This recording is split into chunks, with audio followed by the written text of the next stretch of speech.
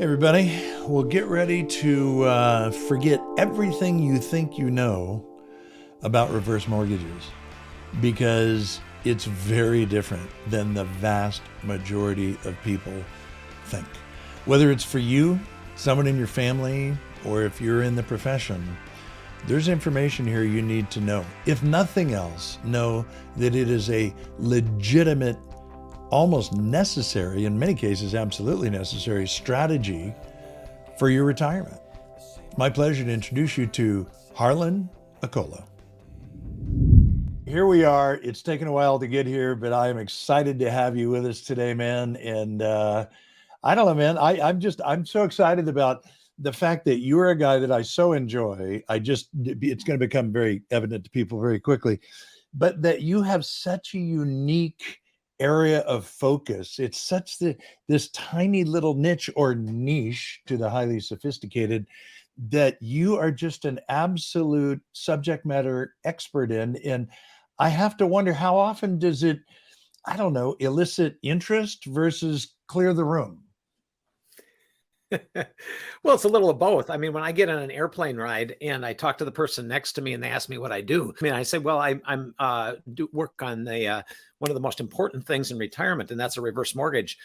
Many people wish that they were seated next to somebody that maybe sold Amway or something, and so they shift uncomfortably, put in their earpieces, and Exactly.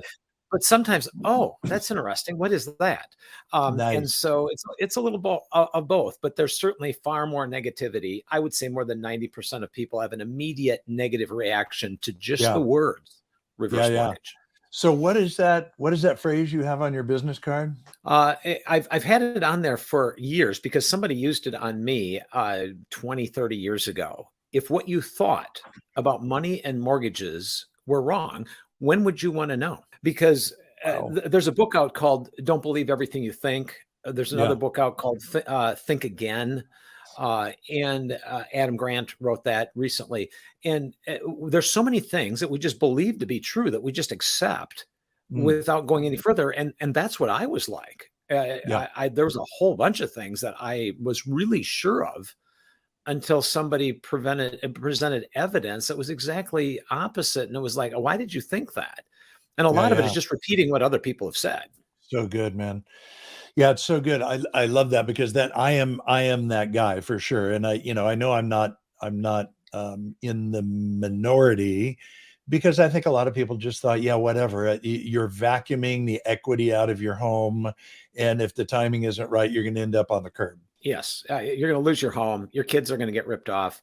In fact, that's Right. what I told people. I was very much against reverse mortgages. I'd read all the Yeah. Dave Ramsey stuff and all that sort of thing. And I told people, whatever you do, stay away from reverse mortgages because they will screw the old people and hurt the kids. Yeah. And I repeated that just like, the cool thing about this, Bill, is this has affected every area of my life because it's something that is so misconstrued and there is so much incorrect information out there that now everything I hear, I question. And somebody Yeah. said the Yeah. other day, you can't teach an old dog new tricks. Well, I looked it up.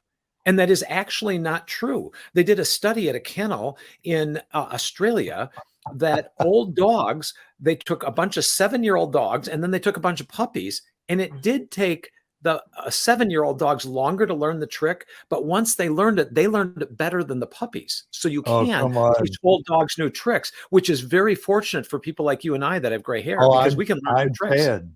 This is very encouraging. So for you old dogs out there and a few puppies, look, I don't care how long it takes you. I just care that you are exposed to truth. And that's the thing that's most exciting to me. I've heard you now several times, Harlan, and one of the things that is most fascinating to me is how financial planners fit into this because I'm sure for years it was like, oh no, yeah, that's the last thing you want to do. But to your point now, this actually is a viable, more than viable, attractive, preferred retirement planning tool for the vast majority of Americans. Well, in fact, tomorrow I'll be at a Washington, D.C. conference with a whole bunch of financial advisors, leaders in the financial planning world. And this is one of the major things that will fix the retirement crisis in America, because we have a retirement crisis. They talk about all kinds of things in Washington, D.C., but they rarely talk about this, that there's all kinds of people that are hurting that aren't making enough money just with Social Security. And they even older people that have food insecurity, and then people that are very wealthy that are being taxed at an incredibly high level, because there's only about half the people that have properly saved for retirement. And then there's 10,000 baby boomers a day entering the retirement world. And it's like, what do we do with these folks? Right. And there's Medicare and Medicaid, and there's Social Security issues, and there's housing issues. And there is a solution. At least a very large part of the solution is that there's $12 trillion sitting in seniors' homes, just those over the age of 62, just their primary residence. That's never happened in any country in the history of the world, Bill. That's equivalent. To give you an idea of how much that is, that's the equivalent of all the gold in the world. If you took all the gold, all the known gold in the world, and added it up, it's between 12 and 13 trillion. That's how much money is sitting in just seniors' houses, just people over 62, just their primary residence. That is unbelievable. That is unbelievable. And so the traditional thinking that locks that up, I mean, not to mention interest rate issues, obviously, but those, set aside, even without that, where people's heads go, the old traditional thinking is what? You tell me, why is that happening? Well, first of all the baby boomers were brought up by Depression era parents, and I read, I wrote about that specifically in a couple of chapters in my book, Home Equity and Reverse Mortgage is the Cinderella of the Baby Boomer Retirement, and I address the psychology that's behind that. Kids like me were brought up by parents that told us about grandpa and grandma who lost their farm in the Depression or lost their home in the Depression, and I went to mortgage burning parties in the 60s with my dad. And so that isn't even something that exists. Kids don't even know what a mortgage burning party is anymore. But I went there and heard about how awful a mortgage is, and that you could end up losing your home, and you wouldn't be able to, in fact, Dad said you wouldn't be able to sleep in your bedroom tonight if we had a mortgage that got called. Well, that'll scare the hell out of an 8-year-old kid. You think? And that kind of sticks with you. And so the issue is we all think that the safest thing to do is to pay off your house. And that was true in the 30s and the 40s and the 50s, but it's not true anymore. It's just like, I always carry this with me. This is my mobile phone bill because it travels with me. Yes, it's a rotary dial telephone, but it travels with me. So it's mobile. And I take it to seminars, and I say that, many of us used these things for a long time and they worked fine, but we don't use them anymore. Now we use these things, which are, these cell phones, and these cost $1,000. You can get these on eBay for $20 to $30. But times have changed, and we're still trying in the mortgage industry and in the housing industry to pay off your house, pay off your house, pay off your house, so that you're safe in retirement. And the opposite is true, because when you have your house paid off, you have no access to hundreds of thousands of dollars that are sitting in your living room that you cannot touch. But the fact is it goes even deeper than the being scared and the fear factor. That's part of it. But the other part of it, Bill, is that people believe that is a ordained sacred cow inheritance to the kids. And I stood outside of Publix in Florida once, and with my little clipboard, and I took an unofficial survey. I found out that you can't take surveys in Publix parking lots. I got kicked out of there. But before I did, I had my little clipboard, and I asked people, I said, I just got 2 questions. Can you just give me a couple minutes? And so the first question was, what are you going to do with your house when you die? Immediately. They looked at me kind of funny, like, why are you asking this question? But immediately they said, well, we're going to give it to our kids. Many added free and clear. And then I asked the second question, and that was not answered immediately. So will your kids want the house, and will they move into the house? And all of a sudden he looks at his wife, and his wife looks back and says, I don't know. Do you think Billy would want the house? Do you think he'll move down here? Well, what about Susie? Maybe she would. Well, no, her husband would. Like, they were still talking about it when they were walking to their car, putting their groceries in the car, because most kids do not want their parents' houses. Almost all of them sell it. So why don't we give them life insurance or Roth IRAs or cash while we're alive, instead of trying to save the house, this $12 trillion, and give it to our kids when we die? Why did we just get hung up that was the thing that we should do? Because that's what we were told from the time we were kids. And Oh so yeah. because of that, we have an very unrealistic view of what we should do with an incredible asset called a home. And if you can safely live in the home and access some of the cash, which is all a reverse mortgage is, it allows you to Mm. use part of the money in your home. It's a little magic wand that we wave, and we turn some of the equity into cash so you can safely use it and you don't have to pay it back until a year after you're dead. The absolute and guaranteed by the Federal Housing Administration, the absolute safest mortgage product that exists in this country, and everybody is afraid of it like it's a scam, it's a ripoff, it's dangerous, and it's risky. None of those things apply, but everybody says, oh, those are risky. Oh, those are Yeah. dangerous. And then it's just automatically assumed that that is correct. I could see you sitting in front of Congress testifying for the need to rename reverse mortgage. So if you were going to call it something different, if you could wave your magic wand, what would you call this? Well, I would copy what they actually have called it in some other countries. I was at a conference once where they had people that from all the countries that did reverse mortgages: Canada, Mm. Australia, New Zealand, Spain, I think has one, Portugal, England, anyhow, several countries in Europe. None of them have as good a program as we do. We have the best program by far. But one of the countries calls it a home pension. Nice. And that's Oh really man, what it that's is. magical. Yeah. It is because, and if we called it a home pension, we will get fined by the CFPB. We'll get a Wow. big fine. You can't call it a home pension, but that's really Wow. what it is. When you think about it, there's a 401k, there's IRAs, there's 403bs, all that sort of thing. And you put money into those things from the time you're 20 until you're 60, 65, whatever. And then you have the ability to take it back out. In fact, you can Yeah. take it out of a 401k and IRA at 59 and a half. And so you put the money in, you take it out. You put money into Social Security, and at 62, you can take it out. You put money into Medicare, and at 65, you can take it out. Mm. The issue is you put money into your house and you leave it there.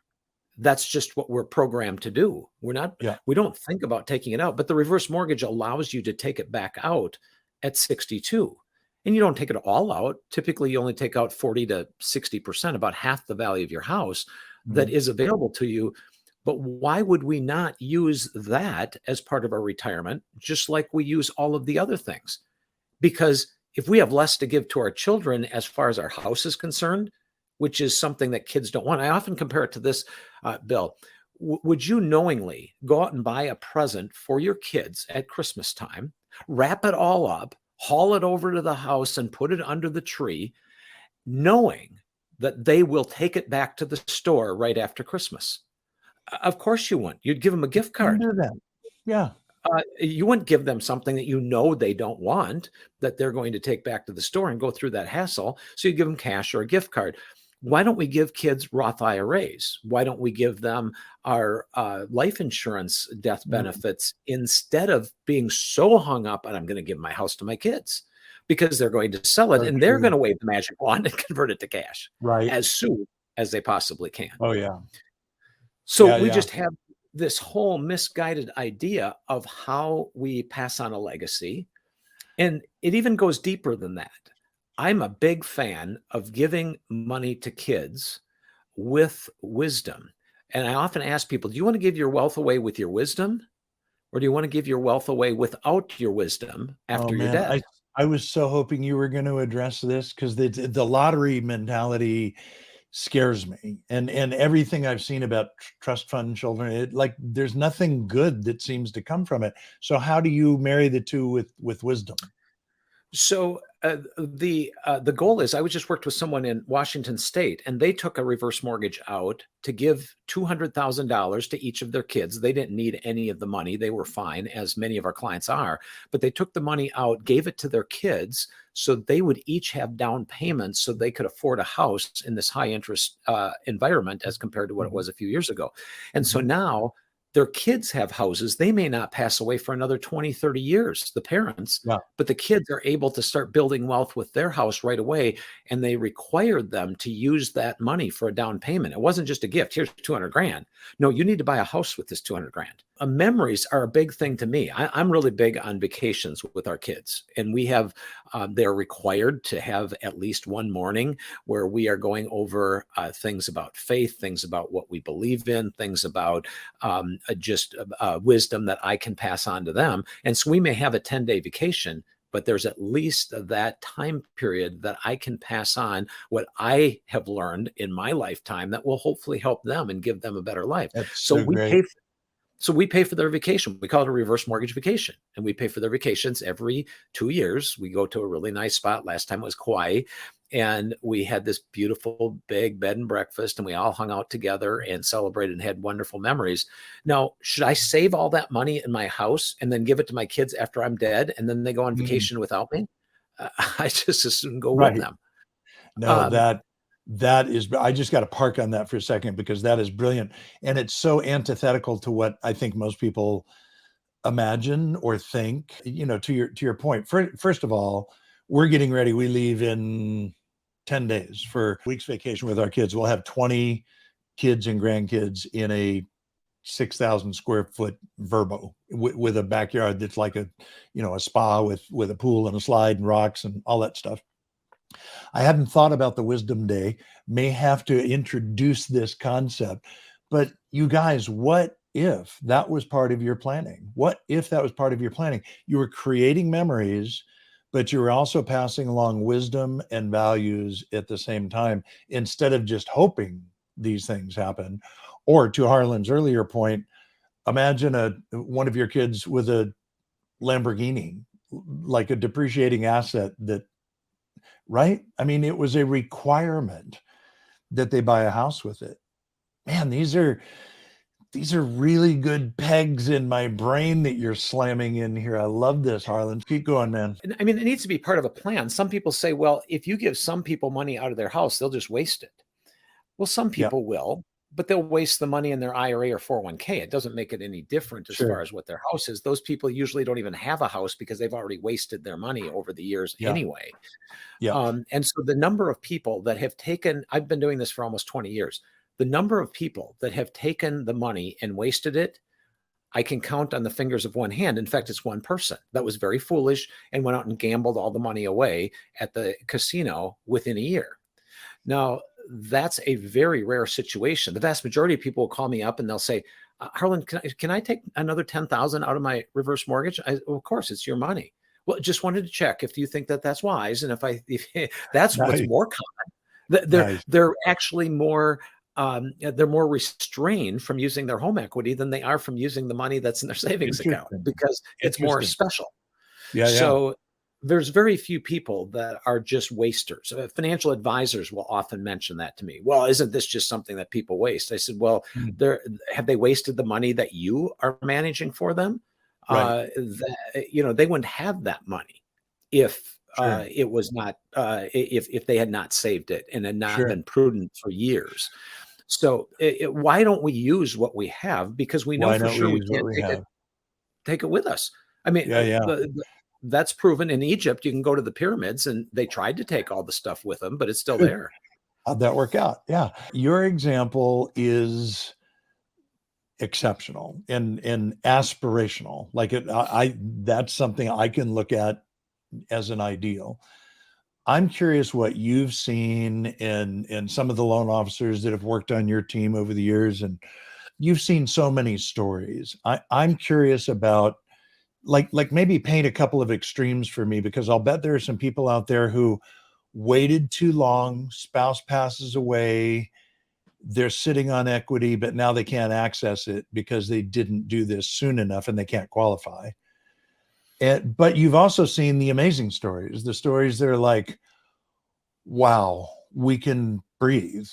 I mean, I don't want to make these stories up because you're the one with them in your head, but could take us to the negative place first. Like just help us to see that. Well, it's one of the main reasons why I left my previous company because there was a client that got a forward mortgage in their 70s when they should have never got the traditional forward mortgage with a payment. They could qualify because it was husband and wife and everything was fine and there was no issue. But there's a lot of times that they never factor in. If you're doing a 30-year mortgage for a 30-year-old, the chance of their income going up and the chance of them being alive for the next 30 years is extremely high. When you're doing a loan for somebody like me from 60 to 90, there's a very good chance that somebody's going to die. There's a very good chance that somebody's going to get sick and that income is going to go down. And yet, the same loan is most of the time the loan that is offered to 70-year-olds or 65-year-olds or 80-year-olds are a 30-year mortgage. And well, that's for kids. That's for younger people. That's not for us. And so this particular client, everything was fine and dandy for 2-3 years. But then the husband died. And she ended up, it was in Atlanta, and she ended up calling up and saying, is there any way that you can help me in this foreclosure? There was nothing we could do anymore. It had already went too far. And this was in November that she called. And by Christmas, just a little bit before Christmas, the sheriff's sale was on and she was out of her house. And if she would have got a reverse mortgage 4 years earlier, never would have been kicked out of the house. Because they didn't need one. They had enough money, but their income went from $5,000 down to $1,000 after the husband died. Yeah. And that is a very typical situation that I just talked to a lady last week, life only pension. And they're doing fine now, but as soon as he's gone, they lose $3,500 a month. I said, you better do whatever you can to keep the poor guy alive, because that's kind of important that you get that $3,500 a month. And they don't have a plan beyond that. But if we can eliminate their $2,500 mortgage payment, it changes their life dramatically. Now, so there's so many situations like that where people are not going to make it. They might be fine now, but somebody dies, somebody gets sick, and the whole house of cards falls apart, especially in long-term care situations, because that sucks a lot of money out when the first spouse has the long-term care issue and all of that money leaves. But on the positive side, oh my goodness. I mean, some of the cool, fun things. One of our clients took all the money that he could out of the house and did a challenge funding for unwed mothers at his church. And they did this beautiful facility. I think it was called, I'm trying to remember, the center, the Mary Center or something like that. Anyway, it was a place where they could help unwed mothers, help counsel them so that they could deal with adoption. What is his legacy? Because he was the one that was instrumental, simply because he didn't need money. He had plenty of money and he donated other money. But this big chunk was to start funding this Unwed Mother Center. So cool. And then some people just do things for their kids or their grandkids because after all, you're going to give that money away anyway. They're just giving it away early. And looking for ways to maybe fund a grandkids' college education, help their son or daughter buy a house, like I mentioned earlier. And then there's some people that just have fun. I mean, one couple, it costs like $40,000 to go around the world in 80 days on a cruise. I can't imagine that. I think you'd weigh about 20, 30 pounds heavier when you get back. But they wanted to do an around the world cruise. It was 80 grand. They didn't want to take it out of their IRAs because the taxes would be too much. So they took it out of their house and did an around the world cruise. The pattern that I'm hearing here, or not the pattern, but the consistent theme is doing these things while you're alive. So you are with your kids and grandkids in Kauai while you're alive. That guy that built that Hope Center for these unwed mothers got to see it while he was alive. They did that cruise, obviously choosing to do that while they were alive rather than leaving it up to the kids or whatever. Here's a question for you. You and I are both children of the 50s and 60s. And when muscle cars were a thing, they often had a series of rocker switches. Do you remember this down along the bottom of the panel? And when you had all green lights, it's like, okay, go, right? And I'm wondering in people's heads, when you're having conversations with audiences, with individuals, with borrowers, with CPAs, with financial planners, I know that there are so many variables, but I'm wondering, like, when do you see, what's the point at which you've got all green lights? Is there one thing typically that kind of takes it over the edge with people, or does it depend on somebody's individual situation? It's usually the one or two things that they want to accomplish, because Mm-hmm. math is easy to prove. It's quite frankly foolish not to incorporate reverse mortgages into a retirement plan. It's like saying, well, I'm not going to count the money in my IRA. That's off limits. We're just not going to count that. That's how silly it is not to count the wealth in your home. So the math is easy, but this is far more of an emotional issue. And until you get to the point of the unwed mother shelter, until you get to the point of helping both the son and the daughter buy a house, until you get to what it does, because nobody wants to, everything in life is a trade.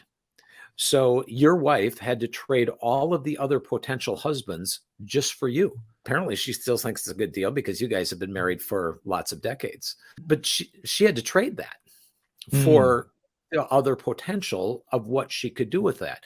So we have to teach people that it's okay to trade what you thought was a legacy for your kids after you're dead to a legacy now.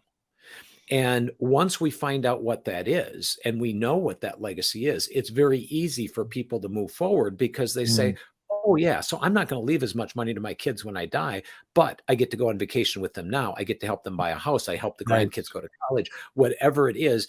And it is the job of our loan officers to make sure that they are asking a whole bunch of questions to find out what the real goal is, because many people have not even thought about it that much. You bet. And when we go to that point, that's where the green lights turn on. Yeah. And maybe it's just about saving taxes. We had one very wealthy $4 million home, very wealthy client in Boston. And he knew that he'd save $1 million in taxes if you do a reverse mortgage. Wow. And so he wasn't doing it because of the reverse mortgage. He wanted to save that $1 million, not because he needed it, very wealthy, but because he was going to, his child, who was an adult child Down syndrome kid, was at a farm that was designed to help people with Down syndrome and be a permanent place for them to live, so that they would have something to do. He donated that $1 million to that farm. Dude. Come on. So that he could be a legacy, not only for his son, but for all of the other people that couldn't afford to go there. He could afford to send his kid there. Some people couldn't. And so then that completely lifted the worry off from his wife and him as to what was going to happen to that son after they were gone. That's so good. So those are the things, is that's what turns on the green lights, because the red light is always, I want to save equity, and these things are expensive, because you have to pay closing costs and interest and all that sort of thing. And that must be, there's nothing that's expensive. Everything is a trade.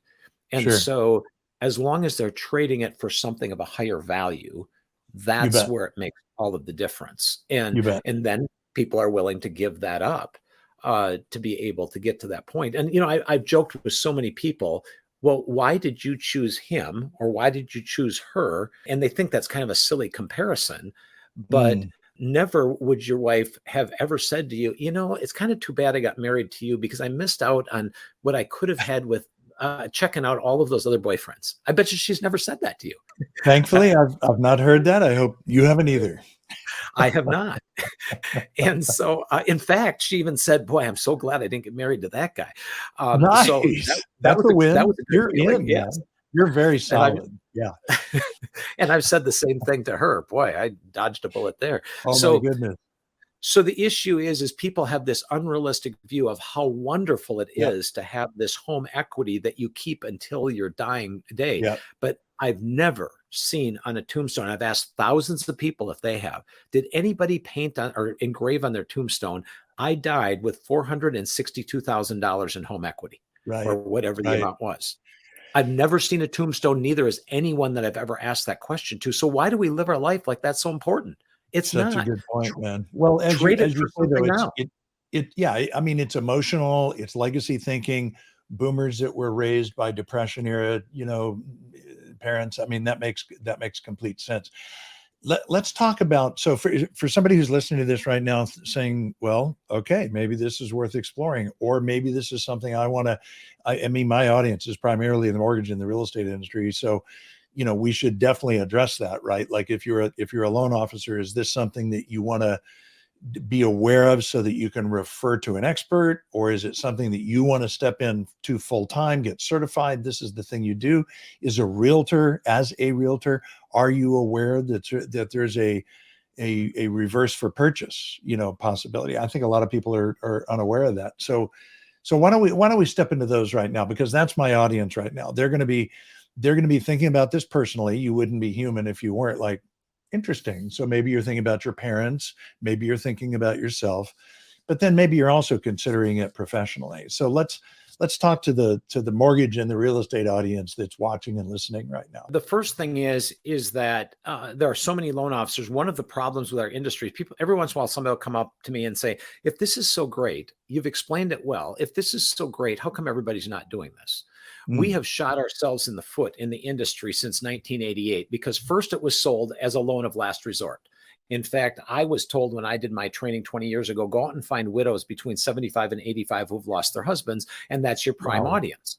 Wow. Which is technically true, but now we're trying to fix the retirement car on the side of the road when it's smoking. Why don't we go to help take care of the couple at 65 before there's a problem at 85?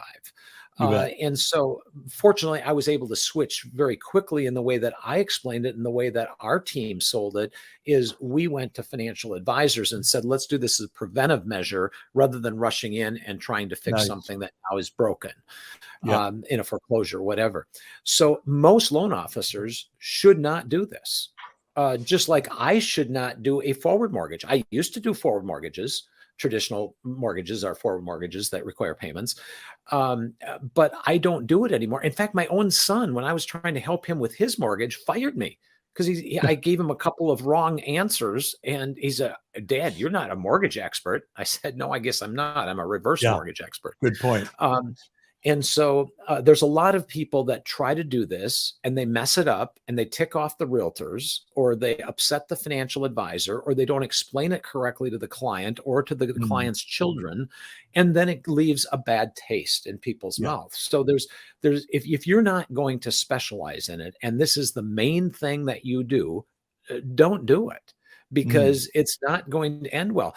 I think every loan officer should sell these. There's not one loan officer that should not bring up the idea that, hey, you're over 62, you can do this mortgage, or you should also check into a reverse mortgage. So everybody should sell it. Not everybody should originate it. You should sell the concept.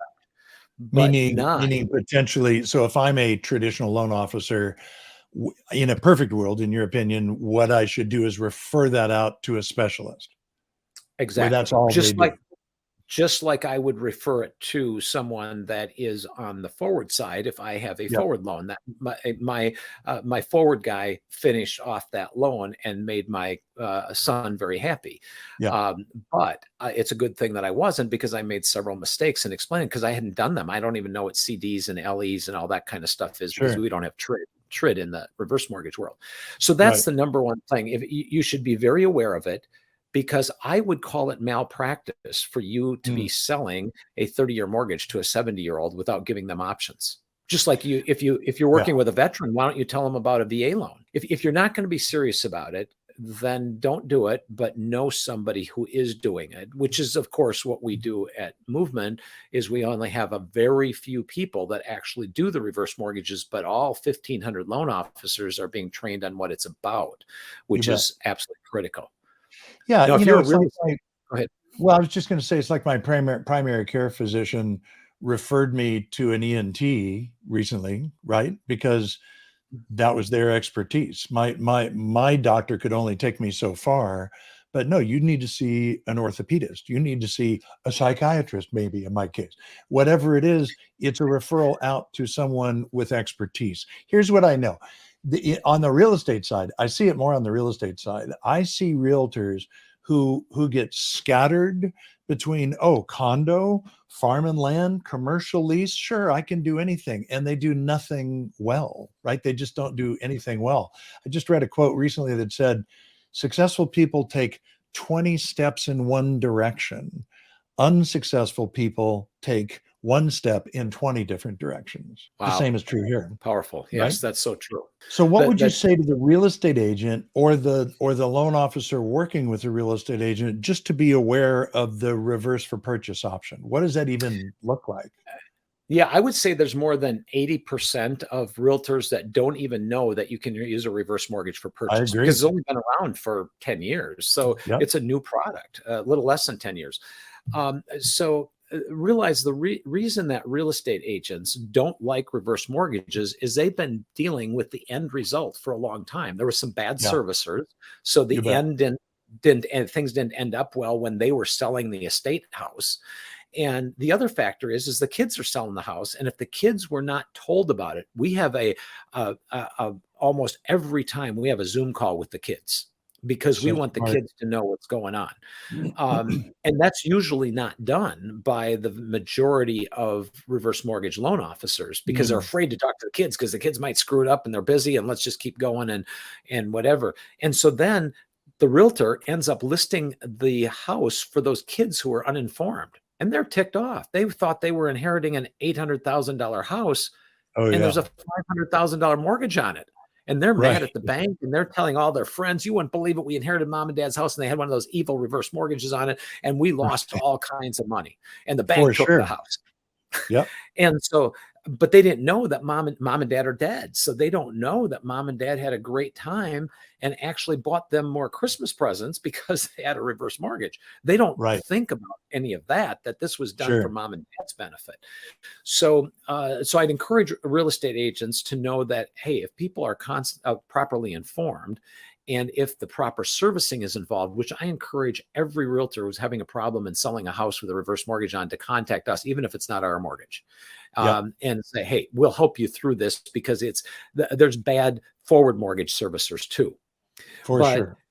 here's the biggest thing. If I walk into when I moved from Wisconsin to Minneapolis area to be by my kids, the Mm, price of the houses were much higher in Minneapolis than in rural Wisconsin, where there's more cows than people and there's not as much sure. demand for houses. It's greater Right. demand for barns.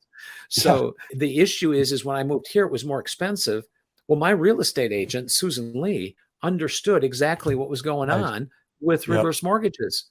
So she doubled the amount of my cash amount that I was bringing in and said, well, Harlan, if you can afford a $400,000 house in Wisconsin, you can afford a $600,000 to $900,000 house here in the Minneapolis area. She didn't show Right. me any $400,000 houses because I even asked her, will you show me some cheaper houses? And she said, do you want me to show you houses that you don't want to buy? And I said, I guess I not. like Susan. Yeah. Good for her. And by the way, I have 3 Cutco knives in my drawers of people that closed with Susan because she gives me a Cutco knife every time I give her a referral, and it I says the appreciate sharpest that. realtor in town and Oh, come Susan Lee and on. her phone number. I am a So fan. Yep. so the issue is that if real estate agents truly understand that this is something that can help people buy something that's more expensive than what they thought they could afford with a zero payment, because everybody my age doesn't want a payment, and You bet. they don't, and they think they don't want a mortgage, they don't want a payment, and there's a big Right. difference. I can Right. have a mortgage that has a zero payment because I get this statement every month and it says this is not a bill, which is Yeah. really cool. So I don't Wow. have a No monthly payment. kidding. That changes the equation. So that allows me Right. to live in a beautiful home. I even called Susan or texted her one Thanksgiving and said, Susan, I'm so thankful that you found this house. The whole family So is over cool. here. It's big enough for all of us. Come on. And yeah, Susan got a nice commission, but we're the ones Yeah. that are enjoying it for forever. While you're alive. While I'm alive. There you go. Yeah. That's so true. Yep. And so real estate agents need to understand one other thing that is powerful, especially in today's world. There's a shortage of inventory. There's Yep. not enough homes to go around.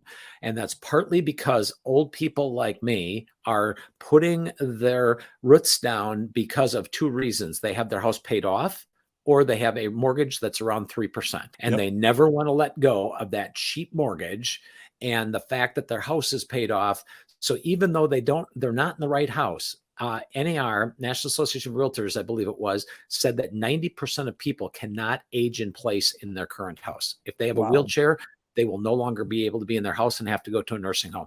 Why aren't we Yeah. getting the old people like me into a house like this that's all in one level, that I can be in this house until I die because it's big enough for the doors are wide enough for a wheelchair. I can age in place in this house, even though I can still take steps two at a time. I might not be able to in 10 or 15 or 20 years.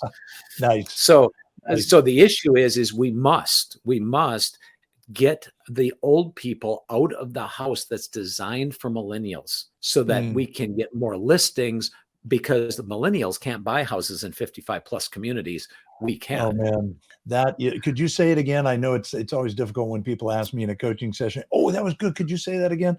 But maybe you've said it a million times. Maybe this is the first time, but you said we've got to get. Yes, we have to move people like me out of the houses that we raised our kids in. We raised 4 boys, 6 bedrooms, 4 bathrooms, 5,000 square feet, 5 acres. Ridiculous to hang on to that when it's just my wife and I. A new family. We sold our house to a new family with young boys that can play in the football field out back just like our kids did. So good. We're not using the football field anymore. So get the old people out of the house, because we can buy houses in 55 plus communities and houses that are designed for seniors. And the young people, millennials, cannot buy houses in 55 plus communities. Yeah. So we must change that, and that will free up at least some inventory. I had one realtor bill that got 4 listings inside and 4 sales inside 90 days by a very non-tech deal. She knocked on doors of older people and said, "Have you guys ever thought about moving out of this 2-story house?" That was the brilliant marketing idea. That is brilliant Everybody marketing. who's my age thought about moving out. So she got 4 listings because they all said, "Well, yeah, but we can't afford that other house. This is an older house and we got it paid for." And then she got them out of that house and 4 people in Denver into a 55 plus community, and they love it. And it was more expensive than any of the houses that they were in. And she got 8 sides inside of 90 days because she just listened to a 1-hour seminar that we did for them. And those people, by the way, not only better quality of living, but no house payment. Exactly. 0 house payment. Went from $400,000 houses to $700,000 houses with 0 payments for the rest of their lives. And what's the chance for their kids of a $700,000 house going up more than an older $400,000 house that needs a lot of repairs? Yeah, if I could suddenly convert my physical face here to a cartoon, I think I'd be doing this, like wah, wah, wah, right? I'm hoping you guys, as you listen to this, as you watch this, are having the same reaction. So as we wrap this up, would you mind just going through the criteria, the basic criteria? I realize there's going to be exceptions, but help people understand age, equity, just ballpark ideas. Yeah, so jumbo loans are non-proprietary loans. You can go down to age 55 in some states, not all states. In your state, they're available. In my state, they're not. Most people, everybody can qualify in all 50 states at age 62. That's the FHA product, which is 95% plus of the business in the United States today. That's the HECM or no? The HECM, yes. FHA HECM is the 62 plus, and that's the most common one that's used. And then there's basic qualifications for income and credit. We don't care about DTI. We don't care about credit score, which all forward loan officers will call me and say, "Hey, they've got a credit score of this and their DTI is this." We don't care about those things. We care about that they paid their real estate taxes on time, and we care that they have enough residual income after their taxes are paid to be able to afford to stay in the house and still have money left over. Yeah. The other thing that is not a requirement, but people should plan on staying in the house for at least 3 years because there's higher closing costs. And to justify a reverse mortgage, you should not use it for a short-term bridge loan or, something that you're going to move in the next year or two. Go to the house where you're really planning on being. At the same token, you don't have to be in a house for 10, 20, 30 years to justify this. More than 3 is the typical rule of thumb. And I think you told me that you can do more than one, which was news to me. Yes, not at the same time, but I could do a reverse mortgage now, and then I decide to move to warmer weather or closer to another set of grandkids or whatever. I can sell this house that I have a reverse mortgage on and get another one. Did not know that. Yeah. One client is on their 4th reverse mortgage, and they followed kids. So you got to be careful about following kids because sometimes they move. That's a And really then you, good point. Right? Although they probably move less often when you have a reverse and you're doing great vacations for them. Like, I don't know, seems to me like yeah. they'd want to hang out with you a little bit more. Well, and So then what you're else? Any babysitting. other? You're giving them free babysitting also. Well, yeah, that's a bonus. Yes. Any other requirements that people should be aware of? Those are the basics. And Right. the big thing is don't disqualify anyone. Yeah. Every once in a while, somebody will say, well, they've got kids, Yeah. and so it's not good for them. They've got plenty of money, so it's not good for Yeah. them. Well, the kids are better off. And if you got plenty of money, you can save money in taxes. So you just don't want to disqualify anyone until you've looked at the situation and say, oh, I didn't realize it could be used for that. That makes You bet. sense. Well, as we wrap this up, I want to let people know that you held your book up briefly, but if you'd hold it up again, this was a real eye opener for me, you guys. This is a book you're going to want to run and get. We'll put it in the show notes down below. But everything that Harlan has just gone through and more is in that book. And if it's for you, if it's for a parent, if it's for a child, like, you'll know who it is that needs to read it. But you guys, this is something we all need to be aware of. And what we think we know is not helping us. So, Harlan, you have opened eyes. You have hit green rocker switches. You are shedding light and sunlight in dark corners of misunderstanding, and I am proud to know you. So thank you for making the time to be with us today in that beautiful home that you bought with a reverse. I'm lucky to know you, Bill. And yes, I'm very fortunate to live within 15 minutes of all of our kids. More importantly, our 5 So good, grandkids. right? And I'll end with this. I'm just a farm kid from Wisconsin who never went to college. If a farm kid from Wisconsin who's not all that smart can figure this out, how come a whole bunch of people can't figure this out? It's not that complicated. So just open your mind and learn a little bit about it. And in my book specifically, I made it fun. There's chapters that are kind of interesting, like drug, sex, and reverse mortgages is chapter 6. And the cost of the expensive glass slippers in chapter 8. The bear in the closet is chapter 9. That talks about the psychology. So I made it as fun as possible so that it's an enjoyable thing to read. I really appreciate knowing you, Bill, and it's an honor and a privilege to be on your show. My pleasure, man. Thank you so much. Thanks for sharing what you did today. I know you've impacted people, and that's got to be very satisfying. So right now, I would encourage you to go buy some grandchildren ice cream. I will definitely and then give them back. That's the way it works. Thanks for hanging out with me today.